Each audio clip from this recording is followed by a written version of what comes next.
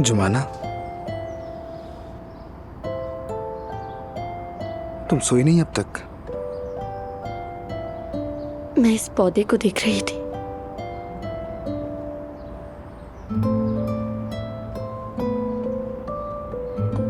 मुरझा गया है, नहीं बढ़ रहा। मेरी तरह जिंदगी हमें कहीं भी जड़ें पकड़ने नहीं देती। मेरी जान, इतनी मायूस मत हो। क्या जड़ पकड़ने के लिए हम जिंदगी से इजाजत लेंगे? हाँ, जो हमारा है हम उसे उनसे छीन लेंगे। देखना, हम अपने घर से ऐसे मजबूती से जुड़ जाएंगे कि कोई भी हमारा कभी कुछ नहीं बिगाड़ सकेगा।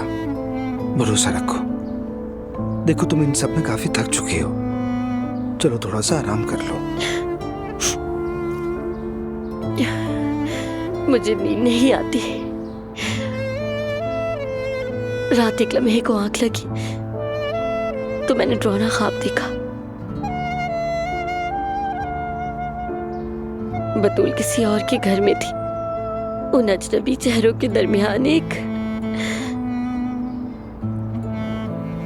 ऐसी जगह जहां मैं कुछ नहीं जानती थी।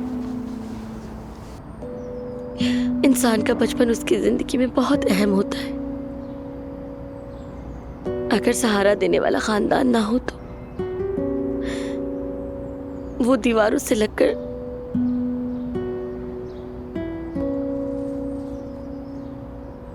जीना सीख लेता है।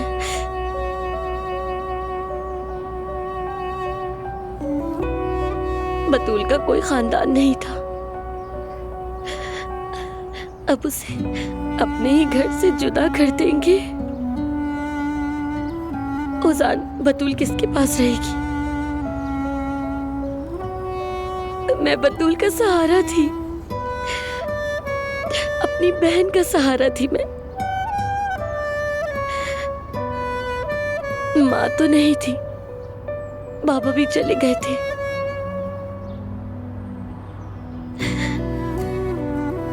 मैंने उसके लिए खानदान बनने की कोशिश की। हमने वादा किया था कि जुदा नहीं होंगे, लेकिन नहीं। ऐसी कोई बात नहीं। यहाँ देखो, तुम बहुत अच्छी बहन हो। बतूल भी ये सारी चीजें समझती है। मैंने उससे वादा किया था,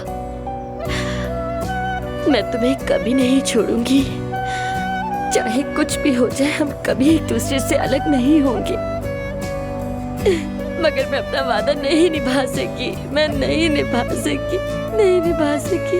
ऐसे तो मत करो जुमाना। उसने मुझ पर यकीन किया, मुझ पर भरोसा किया। उसके पास और कोई रास्ता भी तो नहीं था। मेरे सिवा उसका इस दुनिया में कोई सहारा भी नहीं था। वो हमारी उस खिड़की वाले हवादार कमरे से जुड़ी रही। बाबा के जेल से भेजे गए खुतूत से जुड़ी रही बतूल। उस ख्वाब से जुड़ी रही कि हम तीनों इस घर में खुश रहेंगे। मगर अब कुछ भी बाकी नहीं रहा। वो मेरी बहन को यतीम खाने ले जाएंगे।